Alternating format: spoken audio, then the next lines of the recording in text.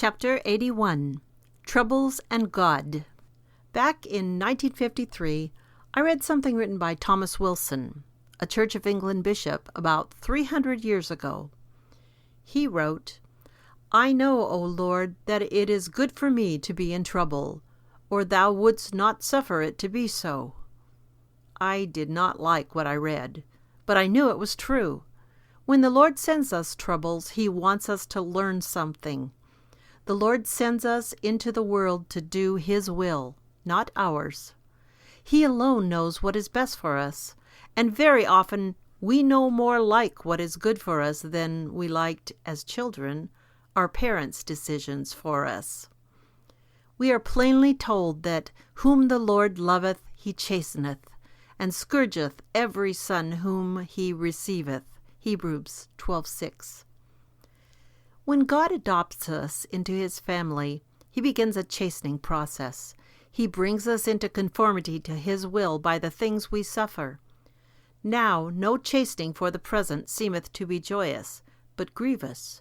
Nevertheless afterward it yieldeth the peaceable fruit of righteousness unto them which are exercised thereby. Hebrews 12:11. God prepares us for life in time and eternity. We tend to think in terms of today, and so we find His dealings with us difficult and trying. He tells us, however, that His chastenings are evidence of His love. The lack of chastening in families, schools, churches, and elsewhere is thus a witness to the decline of true love and to the rise of lawlessness and unstable, undisciplined peoples. The hand of God is on all of us. Look for it, and trust Him in all His dealings with you. The author, Rousas John Rushdoony, 1916 through 2001, was a well-known American scholar, writer, and author of over 30 books. He held B.A. and M.A. degrees from the University of California and received his theological training at the Pacific School of Religion. An ordained minister, he worked as a missionary among Paiute and Shoshone Indians, as well as a pastor to 2 California churches. He founded the Chalcedon Foundation, an educational organization devoted to research, publishing, and cogent communication of a distinctively Christian scholarship to the world at large. His writing in the Chalcedon Report and his numerous books spawned a generation of believers active in reconstructing the world to the glory of Jesus Christ. Until his death, he resided in Vallecito, California, where he engaged in research, lecturing, and assisting others in developing programs to put the Christian faith into action. The Ministry of Chalcedon. Chalcedon is a Christian educational organization devoted exclusively to research, publishing, and cogent communication of a distinctively Christian scholarship to the world at large.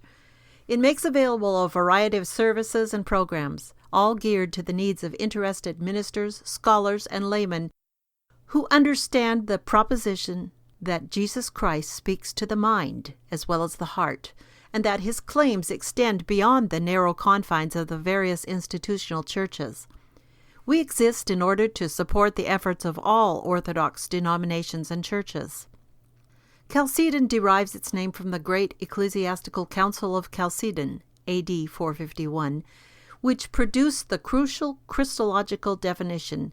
Therefore, following the Holy Fathers, we all with one accord teach men to acknowledge one and the same Son, our Lord Jesus Christ, at once complete in Godhead and complete in manhood, truly God and truly man.